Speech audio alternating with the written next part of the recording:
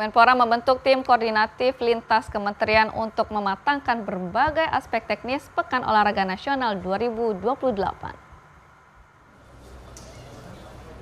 Menpora Erick Thohir melakukan rapat koordinasi bersama KONI Pusat jelang Pekan Olahraga Nasional 2028 yang digelar di NTB, NTT, dan Jakarta sebagai provinsi penyangga. PON dijadwalkan berlangsung November 2028 sesuai instruksi Presiden. PON 2028 tanpa pembangunan venue baru untuk mengantisipasi fasilitas mangkrak usai PON berakhir.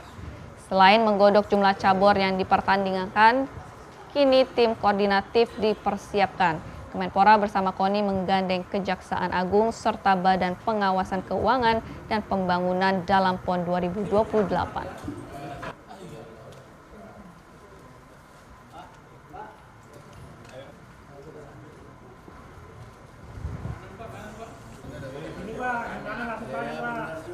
Semakin mempercepat konsolidasi sehingga PON-nya itu sesuai dengan yang kita harapkan. Ketua Umum KONI bersama Pak Jamdatun dan juga Deputi BPKP untuk sama mensinkronisasikan bahwa dengan usulan yang mereka sudah berikan kepada kita harus memetakan seperti apa kesiapan pendanaan di daerah.